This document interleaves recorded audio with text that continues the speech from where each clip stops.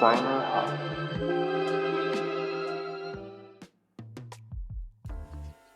今回は番外編でヨーロッパ滞在について雑談っぽく話していきたいと思います。2024年の4月の後半から7月の前半まで2ヶ月半ぐらい僕ヨーロッパに行ってたんですけれども、実際行って何してたとかどうだったかみたいな話をあんまりつもまーさんとできてなかったなと思って、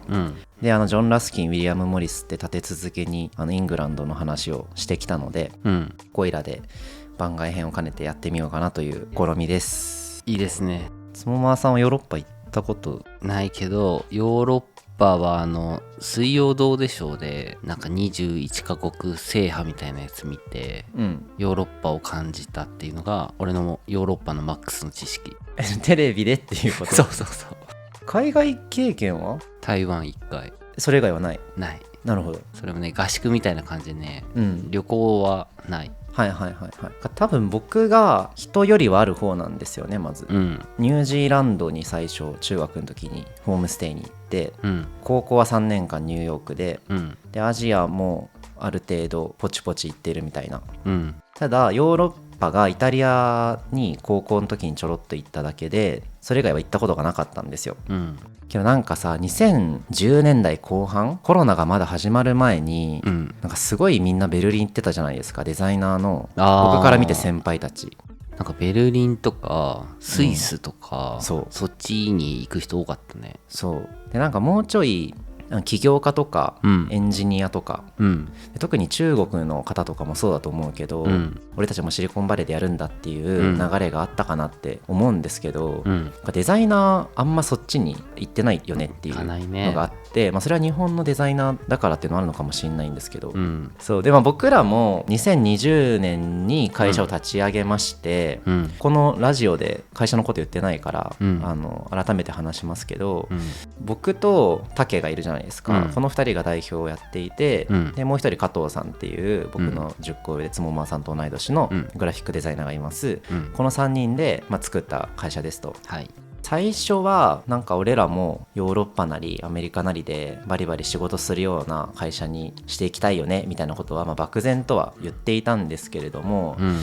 特に立ち上げから 1,2 年っていうのはもう目の前の仕事に一生懸命で、もう代表自らクライアントワークの最前線で頑張んなきゃどうしようもならないわけですよね。でそれが人が入ってきてくれて、でつもまーさんとかも入ってきて、ようやくこう会社の今後というかデザインチームとしてどうしていくかっていうところを考える余裕が生まれてきたと。すごいです。でそれがだからだいたい2022、3年だと思うんですけど、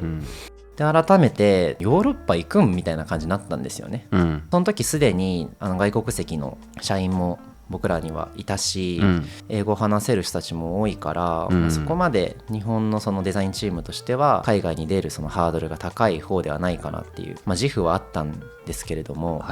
実際向こう行くってなったらさ、グッドパッチさんもベルリンにオフィスがあったけどそれが閉じちゃったりとか、コロナでそもそも向こうにたくさん行ってた人たちが戻ってきてたりとか、いろいろその情勢の変遷もある中で僕ら本当にヨーロッパ行くんかみたいなのが引っかかっており、で僕はいろいろ考えた結果、行くのはいいけど僕が行って立ち上げめっちゃ頑張るみたいなことはなんか違うんじゃないかっていう感覚があったんですよね。でも行ったことがないのでとりあえず行ってみましょうっていうのが今回の取り組みだったっていう感じなんですけど、ありがとうございました長い間。そうだね、寂しかったよ。でね、行ったところを一応多すぎてメモってきたんですけど、まずスイスですよね。スイス2週間ぐらい行って、スイスはいろいろやっぱ都市がね連邦なので、チューリッヒ、ジュネーブ、ロール、ローザンヌ、グスタード、ベルンの12345都市をぐるぐる回り、でそこからドイツのベルリンに行き、ここで1ヶ月ぐらいいました。でそこからロンドン、パリにちょこちょこっと行き、でこのロンドン滞在中にウィリアム・モリス関連の場所とかを巡ったりしたんですけれども、でそのパリに滞在した後にカンヌに行ってきました。でカンヌはちょうどこの時6月の後半でカンヌライオンズがやってた時期で、ここからもう一人の代表の竹ともう一人カホちゃんっていうバイリンガルのデザイナーとが合流してお世話にに最近なっているモノポさんと一緒にイベントさせてもらったりとかっていうのがあり、そこからまたベルリンに戻り、で最後アムステルダムに行き帰ってきたみたいな感じです。めちゃめちゃすごい行ってるね。めちゃくちゃ行った。いいね。スイスは俺が子供の時地下鉄あったじゃん、東京の地下鉄、東京メトロって呼ばれ出した時ぐらいそんな呼ばれ出す前があったんだ。あったので、それのモデルがスイスとかのさメトロデザインってよく、フラットデザインとも言われるようなとこなんだけど、あそこのメトロポリタンみたいな名前のやつがあったのね。路線と図と感じ、あれをインスパイアして東京メトロっていうのを作ったっていうのを聞いてから興味持ち始めた、スイス。なるほどね。でもスイスは本当にすごくて、今回ねウィリアム・モリスのとこでなんか国民国家みたいな話したじゃないですか、やっぱ単一言語で単一民族で島国でみたいなって意味ではイングランドとか日本ってすごく国民国家化しやすかったよねっていう話をしたと思うんですけど、スイスってマジで真逆なんですよね、いろんな民族の人がいて、でも歴史的にこういろんな周りの強国たちに圧をかけられてというか、南がイタリアで、西がフランスで、で東がオーストリアとかドイツとか、ハプスブルク家ってやつですね、っていう勢力がいたので、板挟みになってたんですよね、その中で全然民族も違うし全然言語も違うけど手を取り合わないと全員死んじゃうみたいな。だから伝統的にスイスって傭兵の文化があるんですよね。傭兵としていい感じに周りの中で立ち回って生き残ってきたっていう、永世中立国としても有名だと思うんですけども、状況が違う、陸続きに孤島になってるみたいな感じですよね。周り山が多いしっていうのがあって、本当にパリとかロンドンとか他の都市と比べても本当の意味で超多様性があるみたいなのをすごく感じて、僕ポーカーしに行ったんですよ、カジノに。掛け金を釣り上げるために、ベッドいくらみたいなことを口に出しながらチップを前に出すわけですよ、スイスってドイツ語とフランス語とイタリア語とロマンシュ語って4つ公用語があるんですよ。でそれが町ごとにドイツ語が多い地域町、フランス語が多い地域町みたいなのが分かれていて、で僕がその時カジノ行ったのはジュネーブだったんですけど、そこはフランス語圏なんですよね、で僕フランス語話せないから英語でいくらっていうわけですよ、そしたら何も言ってないのにディーラーの人がフランス語に変換して言ってくれるんですよ、テーブル全体に。優しいね。フランス語圏の人がこうバーって言ったら、それを僕がいるから英語でバーって聞かずとも繰り返して言ってくれるんですよ。すごい。カジノだからっていうのはあると思います、その数字を勘違いしちゃいけないし、それがシビアですよね。そうだよね、あると思うんだけど、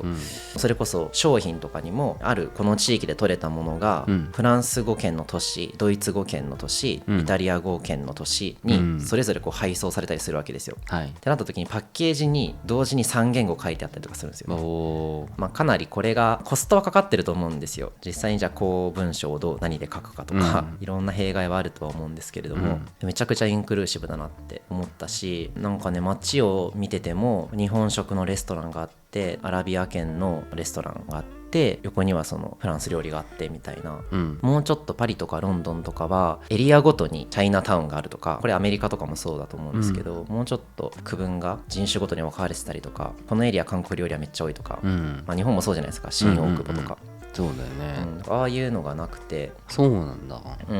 最近ね、移民の問題とか日本でもいろいろ世間を騒がしてますけど、いろいろ学ぶことはあるだろうなって、学べることはあるだろうなっていうのは思いましたね。前提歴史も文化も違うんで難しいと思うんですけど、いろいろっていうのを感じましたね、スイスは。あと自然めっちゃ綺麗、ダントツで景色が良かったですやっぱり、アルプス山脈から水が直に来るんで、もう湖とかが透き通ってるっていう。そうなんだ。なんか旅行行くとさ、あの辺風景変わらないからさ、鬱になるっていう人よくいるって聞いてさどうなんだろう天気の問題はあるかもしれないけど、僕の行った時は春夏だったんで、日がめっちゃ長いし、そんなね鬱とは真逆の感じだったんですけどね。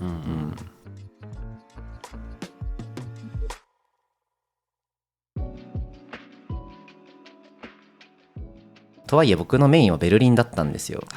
海外生活とかつもまさんは経験がないと思うんでわからないかなっていうのはあると思うんですけど、やっぱ住むのと旅行するのって全然違うじゃないですか。ヨーロッパって宣言協定っていうのがあって、て、そこの協定に入っている加盟している国の間であればパスポートなしで自由に行き来ができるわけですよね、だから変にイミグレーション通らなくていいし楽なんですよ、っていうのもあるし、鉄道で渡れちゃうじゃないですか、はい、国々を、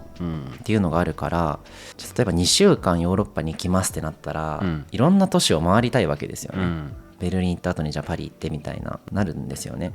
だしやっぱり日本からの距離も遠いからこの1回でできるだけ多く回りたいみたいな、飛行機も高いしねっていうのがあると思うんですけど、やっぱそうなるともう観光地巡りスタンプラリーになっちゃうなっていう懸念がありまして、はい、それを今回はやらないでおこうっていうのが、僕の中で一つやりたいことだったんですよね。日本から来たデザイナーの北川レオですっていうこの人格っていうのを可能な限り捨て去ろうと、もし僕がベルリンに、生まれてはないけどそのベルリンに住んでいてここで生きていくんだとしたら、僕はどういう行動を取るんだろうこの街でっていう、そこを演じるじゃないけど、できる限りその日にちがもう足りないからこういうことをやめようとか、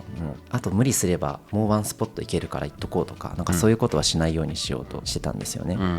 でそうなるとやっぱ徐々にこう人格みたいなのが出てくるわけですよ。日頃のスーパーとかに毎日同じとこに通うんですよね。そしたらなんとなく自分が手に取るものとかもこれを買ってこれぐらいのお金を払ってこれぐらいの量の料理ができるみたいなことが感覚で分かってくるわけじゃないですか。馴染んでくる感じですね。そうってなるとなんか何が高くて何がコスパが良くて、何がコスパが悪いのかみたいなことも肌で分かってくる、これってちょっと僕が普段料理するからってなると思うんですけど、やっぱ日本とその物価が高い低いみたいなっていうのは日本円とユーロを比べてどうだみたいな話、為替の問題もあればユーロ圏の中でのそれぞれの食材のこの相対的な値段の違いもあるわけですよね、卵とかめっちゃ高いんですよ。一方で野菜とかはそんなに高くない。今ちょっと円が安すぎるから結局日本より高くなっちゃうのかもしれないけど、日本円がもうちょい強かった時代っていうのは多分全然日本で買うよりも野菜が安いな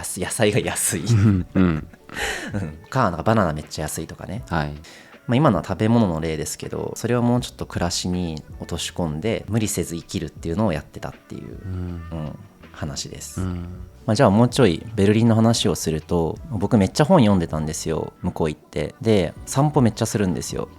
公園とかがすごくいろんなとこにあって、いわゆるこう都市のイメージっていうよりかは緑がたくさんあるような、なんかそういう街なんですよねベルリンって。そもそもドイツという国自体がイギリスとかフランスとか日本みたいな一極集中型じゃないから、もともと各地に中くらいのっていうとすごい語弊があるけれども、すごい大都市ではないようなレベルの都市がたくさん集まっているっていうのが、ドイツの国の作りなわけですよね。これはスイスも一緒ですけど、だからベルリンにはだからそういう意味では首都ではあるんですけど、すごい空間的な余裕があるんですよね、ブランド物がめちゃくちゃ並んでるみたいな、そういったこうエリアが少ないというか、だから道端に普通にデザイン会社が並んでたりするんですよ。でそれが窓越しに中の人が Mac いじってんのが分かるみたいな。デザインの会社って分かんの？書いてあるんですよ。なんとかデザインかインテリアデザインの会社とかなんとかインテリアデザインみたいな書いてあって、小さい子供とかがやっぱそれを見ながら育つっていう。東京においてはさ、僕らもそうですけどデザイン会社が人の目につく場所にないと思うんですよ。そうだよね。みたいな些細な違いだけども、かなり影響してくるんじゃないかなっていうのは思ってるんですよね。将来ねデザイナーになるっていう選択肢がなんか普通にあるって感じだろうね。そうなんかね、それは一つのきっかけでしかないと思うんだけども、そういう細かい違いみたいなものが余裕を持って旅をすると見えてくるだろうなっていうのは思ってるんですよ。いいです。なんかこれまたねオーバーツーリズムみたいな話にもなりますけど、その僕の地元の京都も、そういう意味では観光がもう難しくなってきていて、というのはその金閣寺銀閣寺、清水寺みたいなとこのスポット周りは全然それはそれで大人気なんですけど、